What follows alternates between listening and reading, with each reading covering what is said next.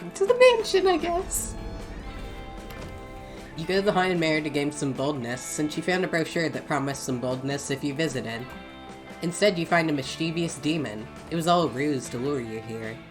The demon will take 9 years of your life. You take the demon to court for misleading advertising.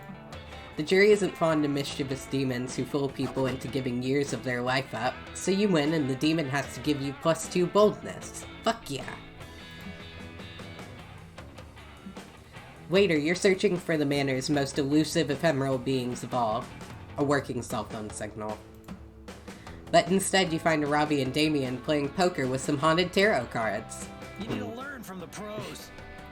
Ha! Royal flush. Hand the immortal soul over, baby. Whatever. I never said it was my immortal soul. I traded a hobgoblin 10 rupees for this thing, so joke's on you. You have no control over my— Or we can just get some bagels. Oh, he was just gonna drink it. Nice. I was in a soul snacking phase before I discovered my one true love. The everything bagel. This sucks. Hey Amira, do you have any souls you want to give me so I can get drunk and forget about how tired and bored I am? These two took a bet from Joy that they couldn't stay awake in the Haunted Manor for 24 hours. Clearly she thought Damien and I needed a greater challenge after we competed to see who could survive multiple stab wounds the longest. But it's so lame in here and impossible to stay awake. The discordant screaming of the damned spirits sound exactly like the lullaby my dad used to sing me as a kid. Yeah, and the bloodthirsty voices in my head repeatedly whispering, "Kill your father," are starting to give me ASMR. Boring. I tried chatting up the cursed paintings on the walls, but all they ever talk about is what they did to deserve being imprisoned in oil canvas for an eternity. Yawn.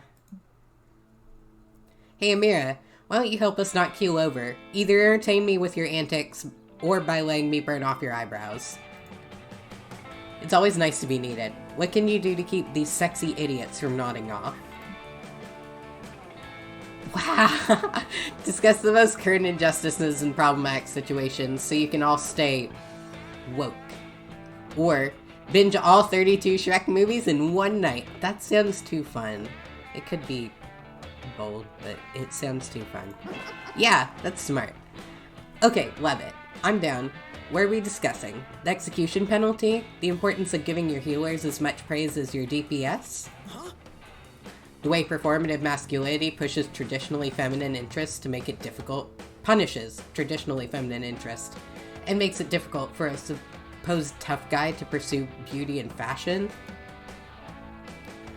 That's oddly specific. I mean, fire. Arson. Let's talk about arson rights.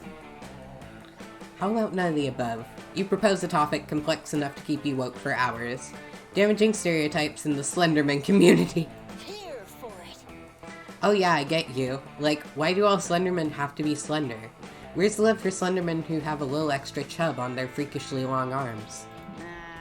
And why are they called Slender Men? Not only is that sexist, but it completely disregards the complexity of the gender spectrum. Whoa, that's crazy! Why is language so gendered anyway? Why must we be human, Slender Man, or even D-Man? I don't think you know how to spell demon, but I see your point. Not to mention the harmful racist stereotypes Slendermen get on a daily basis. Preach! Everyone assumes they're dangerous or just based on their height and their lifeless pallor of their skin.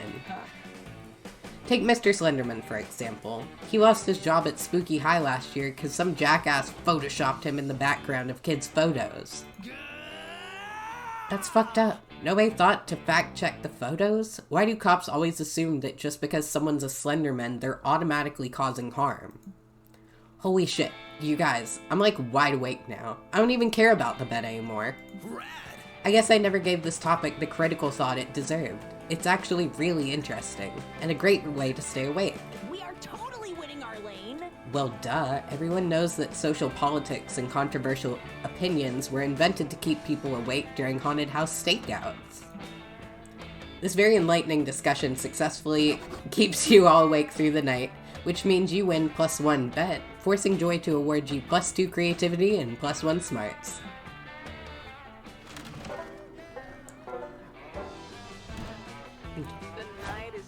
Time to hang out with Damien by the campfire. Damien, enjoy your ride again? Like any night around a spooky campfire, the air is filled with the smell of smoke and the sound of bickering. Enough of this. For the last time, Damien, you simply don't have what it takes. What? How can you say that? How can I not have what it takes to be your next bad guy? I'm the baddest dude I know. You're not a big bad, but you're still very bad at this. Be that as it may, you are not the baddest dude that I know. I've fought many impressive villains in my time who've done far more villainous things than you ever have. I can get there. I can be more villainous. My whole thing is trying to save the world. Why would I ever encourage you to be more villainous? I'm a pro. Well, if you don't want to encourage me to get more villainous, then I think you need to admit that I'm already a villain. I have real bad guys to fight, Damien. Some of them are probably plotting unspeakable crimes right this second. Give it a rest. Of course, the most unspeakable crime of all would be missing out on this golden opportunity to impress one of your campmates. You leap into action to avert that potential crisis. There is no villain more dangerous than Damien is, to his own well-being. Be the hero, Joy, and stop him from causing himself so much harm. Or, it doesn't matter how villainous Damien is or isn't, because he doesn't fit the most important description for a Coven villain. Wanting to fuck Joy. This sounds like one of Amira's semantic loopholes designed to curry favor with their crush. But I'm willing to hear you out.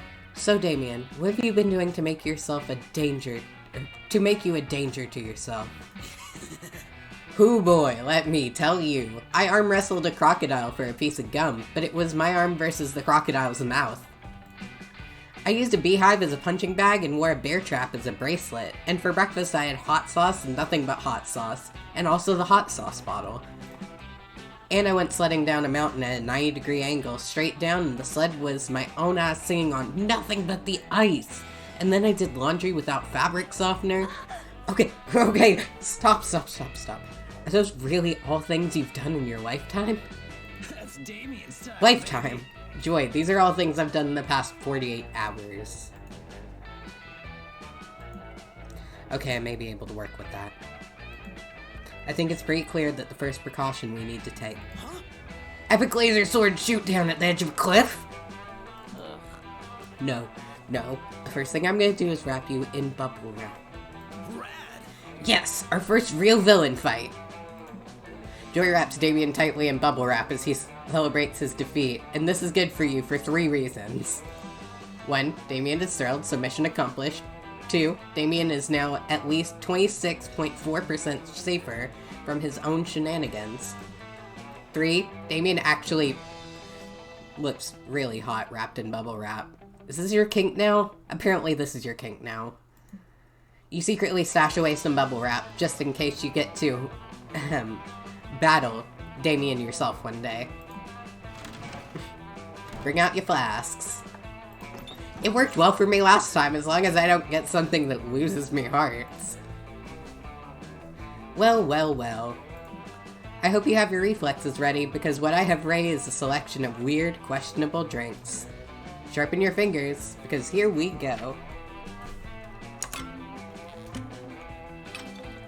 I think I want to go for this one over here. No, I want this one. Yes, thank you. You guys can fight down there. No, you guys can fight down there.